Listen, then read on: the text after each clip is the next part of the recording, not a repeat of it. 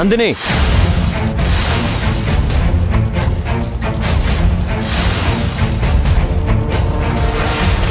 ఓ అదిగో ఇంకో failure story. చెప్పు చెప్పు చెప్పు చెప్పు. అత్త, నువ్వు అలా మాట్లాడితే నేను ఊరుకోను. ఏంటి, ఏమైంది? ఎందుకంత సీరియస్గా ఉన్నారు? నువ్వు చెప్పు శివగామి, ఏమైంది? ఏదైనా పాజిటివ్ న్యూస్ ఉందా? లేదర్జున్, ఎక్కడా జాబ్ దొరకలేదు, దొరికేటట్టు కూడా కనిపించట్లేదు.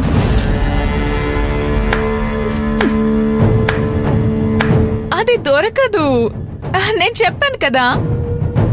మేము మొహాలు చూసి ఎవ్వరు జాబ్ ఇవ్వరు. నువ్వు నోరు మూసుకుంటావా? అర్జున్ ప్లీజ్ వదిలే. మన తలరాతలు ఎలా ఉంటే అలా జరుగుతాయి. ఇంతకీ ఏమన్నారు శివగామి? మనం చేసిన పని ప్రపంచం అంతా తెలిసిందంట. మీడియా అంతా మనల్ని దోషులుగా చూపించింది. అందుకే మనలాంటి వాళ్ళని జాబ్లో పెట్టుకుంటే మొదటికే మోసం వస్తుందంట. నాకు కూడా అలాంటి పరిస్థితి ఎదురైంది. నన్ను కూడా అందరూ తక్కువగా అంచనా వేశారు, తప్పుగా అనుకున్నారు. పాత విషయాలన్నీ తవ్వి తీసి గుచ్చి మాట్లాడారు. మరి తీయరా? మన చరిత్ర అలాంటిది, మన గతం అలాంటిది. Nandini just shut up. Please just leave it. ఈ రోజు మనకి బ్యాడ్ డే, అంతే. మనం ఏం చేయలేము. అయితే నేను అసలు రేపు స్కూల్కి వెళ్ళాల్సిన అవసరం లేదనుకుంటా.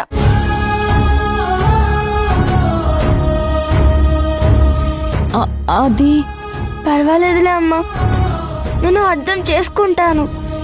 మీరు మాత్రం ఏం చేస్తారు? అర్జున్, రేపు కొన్ని చోట్ల ఇంటర్వ్యూస్ ఉన్నాయి, అక్కడ ప్రయత్నం చేయాలి. నాకు అంతే, రేపు కొన్ని చోట్ల ప్రయత్నం చేయాలి, చేస్తాను.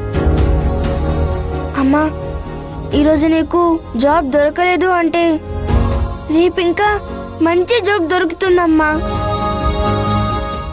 అంతే అంతే,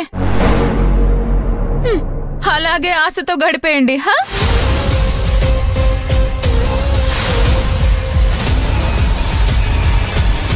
అర్జున్ పద వెళ్దాం. రా భవాని.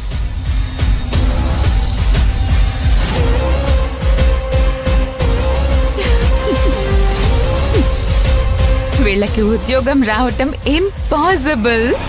ఈ భవానీ స్కూల్కి వెళ్ళటం నాట్ పాసిబుల్. నగలు తాకట్టు పెట్టి ఫీజు కడతారంట. సమయానికి భలే దెబ్బ కొట్టారు. లేకపోతే వీళ్ళని పట్టడం ఎవ్వరి తరం అయ్యేది కాదు.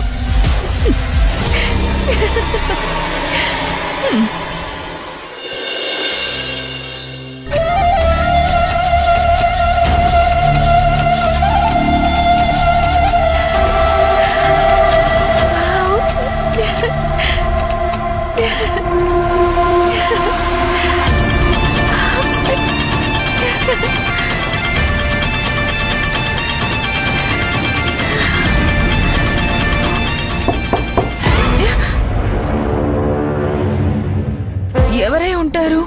వీళ్ళకి పని పాట ఉండదు. అయ్యో, ఎవరు? వస్తున్నాను.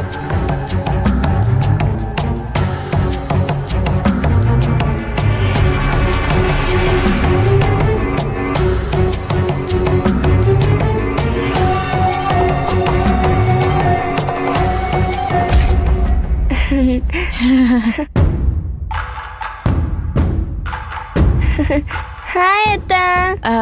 ఏంటి భవానీ, అయినా ఎందుకు అన్నిసార్లు తలుపు కొడుతున్నావు? అది అత్త, నాకు వంటగదిలో స్నాక్స్ ఉంటాయి కదా, అవి తీసుకుందామని, నీ పర్మిషన్ తీసుకుందామని వచ్చాను. ఇప్పుడే వచ్చి నన్ను డిస్టర్బ్ చేయాలా? సారీ అత్త.